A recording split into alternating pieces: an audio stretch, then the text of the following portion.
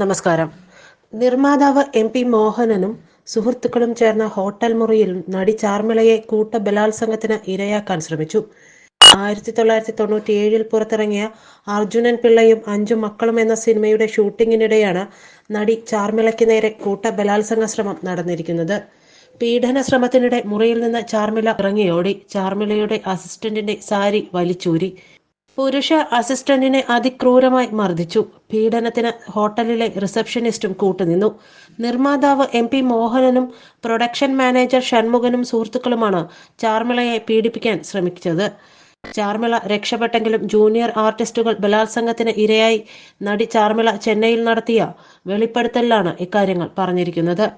1997 പുറത്തിറങ്ങിയ അർജുനൻ പിള്ളയും 5 മക്കളും എന്ന സിനിമയുടെ ഷൂട്ടിംഗ് നടക്കുമ്പോൾ താരങ്ങൾക്ക് താമസ സൗകര്യം ഒരുക്കിയിരുന്ന ഹോട്ടലിൽ നിർമ്മാതാവും സുഹൃത്തുക്കളും അഴിഞ്ഞാടുകയായിരുന്നു. അവിടെ വെച്ച് ചാർമിളയ്ക്ക് നേരെ ബലാത്സംഗ ശ്രമമാണ് ഉണ്ടാകുന്നത്. ചാർമിളയെ നിർമ്മാതാവ് ഉൾപ്പെടെയുള്ള അക്രമി സംഘം വിവസ്ത്രയാക്കി. പീഡന ശ്രമത്തിനിടെ മുറിയിൽ നിന്ന് ചാർമിള ഇറങ്ങിയോടി രക്ഷപ്പെടുകയായിരുന്നു. തുടർന്നുള്ള ചാർമിളയുടെ വാക്കുകൾ ഇങ്ങനെ: എന്റെയും അസിസ്റ്റന്റിന്റെയും സാരി വലിച്ചൂരാൻ ശ്രമിച്ചു. പുരുഷ അസിസ്റ്റന്റിനെ മർദ്ദിച്ചു. പീഡനത്തിന് ഹോട്ടലിലെ റിസപ്ഷനിസ്റ്റും കൂട്ടുനിൽക്കുകയായിരുന്നു. ഹോട്ടൽ മുറിയിൽ നിന്ന് ഓടിയപ്പോൾ ഒരു ഓട്ടോ ഡ്രൈവറാണ് രക്ഷിച്ചത്. നിർമ്മാതാവ് MP മോഹനനും പ്രൊഡക്ഷൻ മാനേജർ ഷൺമുഖനും സുഹൃത്തുക്കളുമാണ് എന്നെ പീഡിപ്പിക്കാൻ ശ്രമിക്കുന്നത്. ഞാൻ രക്ഷപ്പെട്ടെങ്കിലും ജൂനിയർ ആർട്ടിസ്റ്റുകൾ ബലാത്സംഗത്തിന് ഇരയായെന്നും ചാർമിള വെളിപ്പെടുത്തുന്നു.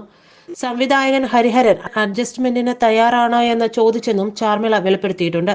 തന്റെ സുഹൃത്തായ നടൻ വിഷ്ണുവിനോടാണ് താൻ അഡ്ജസ്റ്റ്മെന്റിന് തയ്യാറാണോ എന്ന് ഹരിഹരൻ ചോദിക്കുന്നത്. വഴങ്ങാൻ തയ്യാറല്ലെന്ന് പറഞ്ഞതോടെ പരിണയം എന്ന സിനിമയിൽ നിന്ന് ഹരിഹരൻ എന്നെ ഒഴിവാക്കി. വിഷ്ണുവിനെയും സിനിമയിൽ നിന്ന് ഒഴിവാക്കുകയായിരുന്നു. ഒരുപാട് മലയാള സിനിമകൾ നഷ്ടപ്പെട്ടത് അഡ്ജസ്റ്റ്മെന്റിന് തയ്യാറാകാത്തത് കൊണ്ടാണ്. 4 ഭാഷകളിൽ അഭിനയിച്ചിട്ടുണ്ട്. ഇത്തരം പ്രശ്നങ്ങളുള്ളത് മലയാള സിനിമയിലാണ്. കേസുമായി മുന്നോട്ട് പോകാൻ താല്പര്യമില്ല. എനിക്കൊരു മകനുണ്ടെന്നും ചാർമിള പറയുന്നു. മലയാള സിനിമാ ലൊക്കേഷനിൽ കാരവാനിൽ ഒളിക്യാമറ വയ്ക്കുന്നുണ്ടെന്ന നടി രാധിക ശരത് കുമാറിന്റെ വെളിപ്പെടുത്തലിൽ പ്രത്യേക അന്വേഷണ സംഘം അന്വേഷണം നടത്താൻ തീരുമാനിച്ചു. രാധികയെ അന്വേഷണ സംഘം നേരിൽ കണ്ട വിവരങ്ങൾ ശേഖരിക്കും.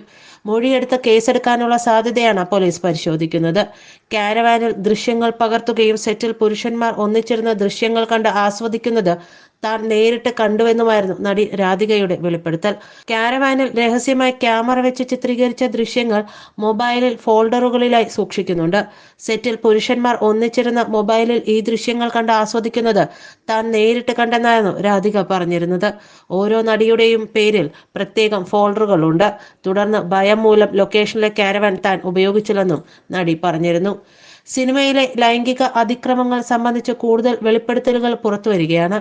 ഹേമ കമ്മിറ്റി റിപ്പോർട്ട് പുറത്തു വന്നതിനെ തുടർന്ന് സിനിമയിലെ ലൈംഗിക അതിക്രമങ്ങൾ പുറത്തുവരികയും അത് സാംസ്കാരിക മേഖലയെ പിടിച്ചു കുലുക്കുകയുമാണ്. നടനും MLAയുമായ മുകേഷ്, ചലച്ചിത്ര അക്കാദമി ചെയർമാനായിരുന്ന രഞ്ജിത്ത്, നടന്മാരായ സിദ്ദിഖ്, ഇടവേള ബാബു, മണിയംപിള്ള രാജു എന്നിവർക്കെതിരെ പോലീസ് ഇതിനകം കേസെടുത്തിട്ടുണ്ട്. ആരോപണങ്ങളെ തുടർന്ന് സിദ്ദിഖ് അമ്മ ജനറൽ സെക്രട്ടറി സ്ഥാനവും രഞ്ജിത്ത് ചലച്ചിത്ര അക്കാദമി ചെയർമാൻ സ്ഥാനവും രാജിവെച്ചിട്ടുണ്ട്.